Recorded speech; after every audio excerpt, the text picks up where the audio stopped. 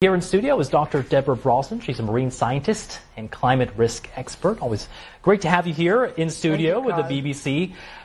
So much going on, obviously, with the Trump administration. A big shift, really, from President Biden to what the White House is doing now. You know, D.C. just wrapped up its first climate week. You were part of that. I'm just curious, what was the tone of discussions among many business leaders, activists, obviously, that were gathering here in Washington?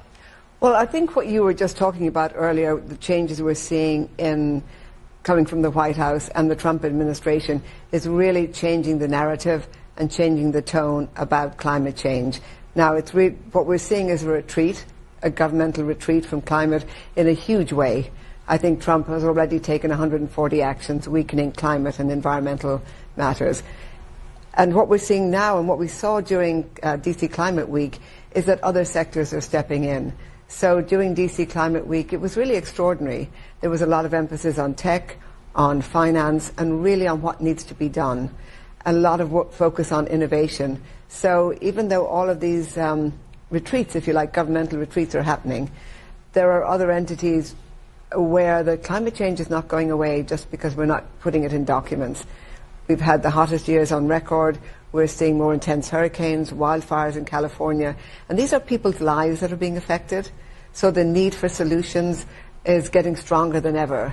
But the burden now is going to shift to private sector, to investment, to other sectors, away from government. When it comes to the Trump administration, you mentioned some of those, just in the first 100 days, we saw the Trump, on day one, the president withdrawing the country from the Paris Climate Accord. In recent days, making moves to boost coal and other fossil fuels. In terms of the bigger picture, I guess, and the fight against greenhouse gas emissions, climate change, how big of a setback do you think that is? It is a setback, there's no doubt about it, because for many years the US has been a leader in climate policy, a leader in innovation, a leader in driving the rest of the world to take action. And this signals that the US is no longer wanting to take that role from a governmental perspective. So it is a setback. It's a setback that I think other nations may start to look at and go, well, why do we need to step up? And that sort of copycat issue is a problem. On the positive side, because I think there was a shock that went around the world, not just when he pulled out of Paris, because everybody expected that, but I think the speed and the extent to which he's rolling back on climate really has shocked pretty much everybody. And that's creating the space for other nations to start to step up. Which other nations do you think might step up? Interestingly enough, I think it might be China. We're already seeing China, because of their interest in renewable energy in particular, beginning to step into some of that vacuum. COP30 is coming up, as you know, and that's a big climate conference. I think that's going to be a very interesting conference this year. Of course, the U.S. withdrew from those meetings, but it does still have to actually be there, I believe, because it takes 1 year to fully withdraw. So, that could be interesting, too. It will be interesting because Brazil is the host country this year, and Brazil has already said that their agenda, that one they're pushing, is climate justice, environment, and speeding up adaptation.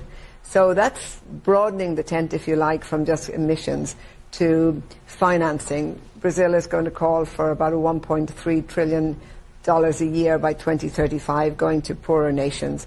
That's the Baku to Belém roadmap.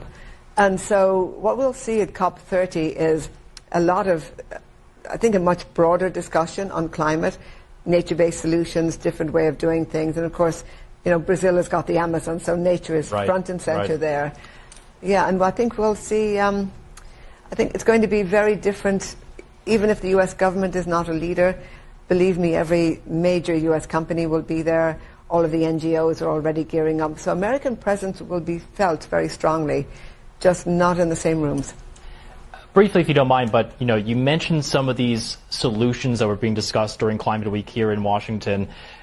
What have you seen in terms of efforts to, take on that mantle, reduce greenhouse gas emissions that give you hope that we can reach these goals? What gives me hope is that, we've got so much discussion about them. In essence, the train has left the station on this already. We're seeing renewable energies become more mainstream. Now, there's going to be a transition to them. It's not that we're going to have renewable energies tomorrow, but solar energy, wind energy, we're seeing those become more and more important.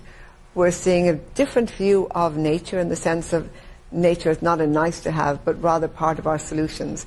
And I'm seeing these happen both at local levels, but I'm seeing investments into these as well. And the other player in this is the insurance industry. The insurance industry is very aware of climate change. Yes. And they're almost becoming like a regulatory agency in terms of how they're looking at risk and how they're approaching the fact that they can give you breaks in insurance for reducing the risk. Certainly of climate something change. we've seen here in the U.S. Those wildfires, insurance rates definitely going up in Los Angeles as well. Just to give to one example, Dr. Deborah Brosnan, ocean and climate scientist. Great to have you in. Thank you. Thank you for having me. It's a pleasure.